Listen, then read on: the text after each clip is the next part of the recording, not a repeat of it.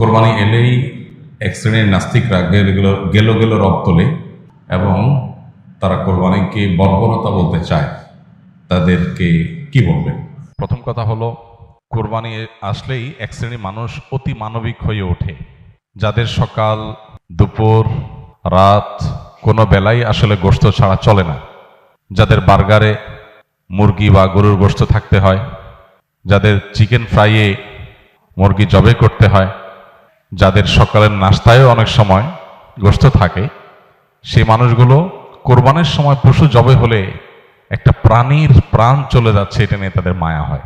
তাদের বার্গার চাবানোর সময় তাদের সে কথাটা মনে হয় না। এই জিনিসটা একেবারেই অনেক পুরাতন। আমাদের দেশে প্রতি বছর কোরবানি আসলে এই জিনিসটা আমাদের চোখে পড়ে।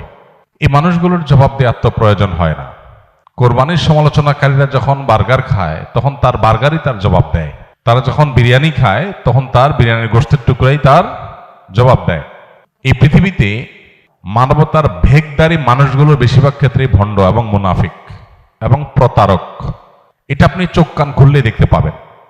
আমাদের দেশেও দেখবেন অতি সুশীল, অতি মানবতাবাদী, অতি অধিকার কবচানো মানুষগুলো, তারা দেখবেন সবচেয়ে বেশি অমানুষ এবং সবচেয়ে বেশি অমানবিক কার্যক্রমের সমর্থক।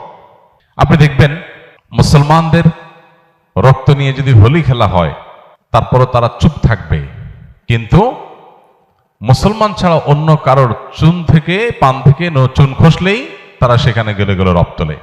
তো এই মানুষগুলোর কথাকে বিশেষভাবে আমল দেওয়ার বিশেষ কোনো প্রয়োজন নাই।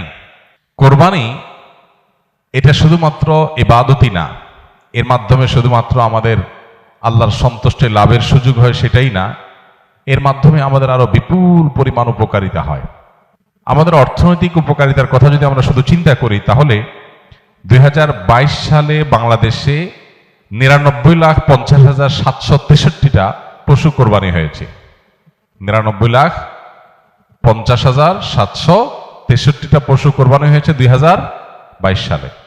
2023-এ কোরবানি হয়েছে 1,41,812টা এবং 2024 সালে অর্থাৎ গত বছর কোরবানি হয়েছে 1,04,08,918টা। এই যে 1 কোটির অধিক পশু কোরবানির ঈদের দিন জবে হয় সারা দেশে, এই পশুগুলো এক সময় আমরা ভারত থেকে অনেকটাই আমদানি করে তারপরে কোরবানি করতে হতো, বা কোরবানিটা অনেকটা ভারতের আমদানির উপর নির্ভর ছিল। কিন্তু আপনারা জানেন গেল কয়েক বছর ধরে, এমনকি এবছরও আমরা ইতিমধ্যে পত্র পত্রিকা দেখেছি যে আমাদের দেশে 1 কোটি পশু কোরবানি করার জন্য 1 কোটি পশু বাংলাদেশে প্রস্তুত আছে, আমদানির উপর নির্ভর করতে হবে না। এই যে পশু উৎপাদন, এই যে কৃষি বিপ্লব, কোরবানি যদি না থাকতো তাহলে দেশে এই প্রতি কোরবানিতে 1 কোটির অধিক পশু কোরবানি করার জন্য এই পশু উৎপাদন করা, এটা আসলে এদেশে হয়ে উঠতো না।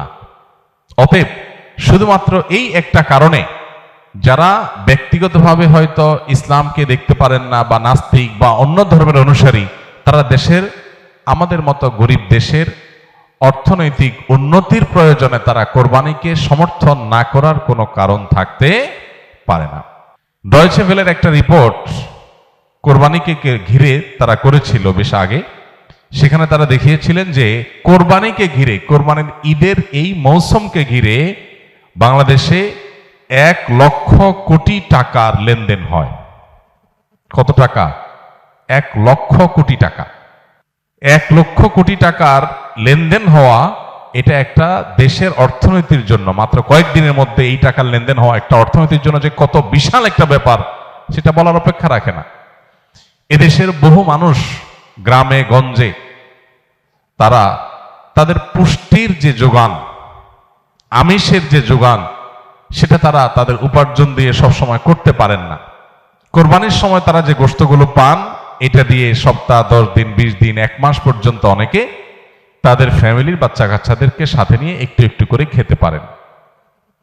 গর্ভধারণকারিণী মা থেকে নিয়ে শুরু করে একেবারে সর্বস্তরের মানুষের শরীরে বেঁচে থাকার জন্য যে আমিষের প্রয়োজন, সুস্থ থাকার জন্য যে পরিমাণ আমিষের প্রয়োজন, সেটা অনেকে জোগাড় করতে পারেন না। এই কোরবানি সারা দেশের ধনী গরিব সবার বাসায় আমিষের ব্যবস্থা করে। এটা না হলে বহু গরিব মানুষ সারা বছরে তারা আমিষের দেখাও হয়তো অনেকে সেভাবে পেত না। দ্বিতীয়ত, চামড়া শিল্প। গতকালকে সম্ভবত পত্রিকায় দেখেছি যে সম্ভবত বাণিজ্য উপদেষ্টার বরাতে এটা নিউজ হয়েছে যে কয়েক লক্ষ মেট্রিক টন লবণ সরকার মাদ্রাসাগুলোকে দিতে চায় চামড়া সংরক্ষণ করবার জন্য। চামড়া শিল্প, এই চামড়া শিল্প দিয়ে একটা দেশ অনেক দূর এগিয়ে যেতে পারে এটা যথাযথ ব্যবস্থাপনার মাধ্যমে। 1 কোটি পশু যদি কোরবানি হয় মাত্র ঈদের একটা দিনে বা 2-3 দিনে, তাহলে সেক্ষেত্রে এই 1 কোটি পশুর চামড়া দিয়ে কত কিছু না করা সম্ভব শুধু এটার সঠিক ব্যবস্থাপনা করা গেলে। ইতালি সহ পৃথিবীর অনেক উন্নত দেশ আছে যাদের অর্থনীতির অনেক বড় একটা চালিকা শক্তি হলো তাদের জুতা শিল্প, চামড়া শিল্প। তো সেটার একটা বিরাট সম্ভাবনার দুয়ার উন্মোচন করে এই কোরবানি। তৃতীয়ত, কোরবানিকে ঘিরে এই যে 1 লক্ষ কোটি টাকার লেনদেন হয়, এটা শুধু পশু কেনা বেচার ব্যাপার না, এর সঙ্গে খড় যারা কেনা বেচা করে পশুর খাদ্য হিসাবে, শহরের মানুষ খড় কিনতো না সারা বছর, কিন্তু এই উপলক্ষে অনেক অসহায় গরিব সাধারণ মানুষ, অনেক বেকার যুবকরা খড় কিনে সেটা বিক্রি করে বা খড় সংগ্রহ করে সেটা বিক্রি করে, তাদের উপার্জন হয়। এবং এর সাথে ভুসি, খৈল, এমন মৌসুমী বিভিন্ন ব্যবসা হয়। প্রত্যেকটা পাড়া মহল্লাতে ছোট ছোট যুবকরা, বিভিন্ন যুবকরা ছোট ছোট উদ্যোগ নিয়ে ছোট ছোট পরিসরে তারা দেখা যায় যে কয়েকটা পশু কিনে তারা একটা কোরবানির ছোট হাট করছে বা সেটা কেনাবেচা করছে এবং এর ফলশ্রুতিতে তাদের একটা উপার্জনের মাধ্যম হয়ে যাচ্ছে। ঠিক একইভাবে গোশত কাটার জন্য আপনার কামার যারা, এই কামারদের সারা বছরে সবচেয়ে বেশি ব্যবসা হয়, সবচেয়ে বেশি কেনাবেচা হয়, কাজ পায় তারা কোরবানির মৌসুমে। কারণ দাও, ছুরি, বটি, ধামা, এগুলো সবগুলো ধার দেওয়া, তৈরি করার একটা বিরাট মহড়া পড়ে যায় কোরবানির ঈদকে ঘিরে। তাহলে এর সাথে শত শত হাজার হাজার কামারের পরিবারের অর্থনৈতিক বিষয় জড়িয়ে আছে, উপার্জন এখানে জড়িয়ে আছে। এর পাশাপাশি গোশত কাটার জন্য যে কাঠের গুঁড়ি দরকার হয়, হাজার হাজার লক্ষ লক্ষ টুকরা গুঁড়ি তৈরি হয়, এর সাথে আপনার সমিলের শ্রমিকদের আয় জড়িত আছে, তাদের উপার্জন জড়িত আছে। এভাবে যদি আমরা একটু খেয়াল করি তাহলে দেখব যে শত শত হাজারো আইটেমের আপনার উপকারিতা, সুফল এটা কোরবানি থেকে আমরা পাই। অতএব আমরা যদি একটু খেয়াল করে দেখবো এইভাবে বহুবিধ উপকারিতা কোরবানির মাধ্যমে আমরা পেয়ে থাকি। বিধায় কোরবানির এই ইবাদতটিকে মুসলমান হিসাবে আমরা এটাকে ইবাদত হিসাবেই দেখব। এর পাশাপাশি ইবাদতের বাইরেও এটা আমাদের জাতীয় অর্থনীতিতে যে কত বড় একটা ভূমিকা রাখে সেটা বোঝার জন্য আসলে খুব বেশি পণ্ডিত হওয়ার প্রয়োজন নেই। একটু চোখ কান খুলে তাকালে আমরা যে কেউই সাদা চোখেও বুঝতে পারবো। অতএব কোরবানির বিরোধিতা করা এটা মূলত জাস্ট মুসলমানদের বিরোধিতা করার যে অন্ধ আপনার প্রবণতা আছে, মুসলমানদের বিরোধিতা করার যে একটা প্রবণতা আছে, সেখান থেকে এটা হয়েছে। এর বাইরে এর পেছনে কোনো যৌক্তিকতা নেই এবং তাদের জবাব আমাদের মনে হয় না যে খুব বেশি দেওয়ার দরকার আছে। অতএব কোরবানির ইবাদত যত বেশি সম্পাদন হবে, যত বেশি এটা বাস্তবায়ন হবে, তত বেশি আমরা অর্থনৈতিকভাবে এগিয়ে যাব, তত বেশি এর সুফল সমাজ ভোগ করতে থাকবে ইনশাআল্লাহ।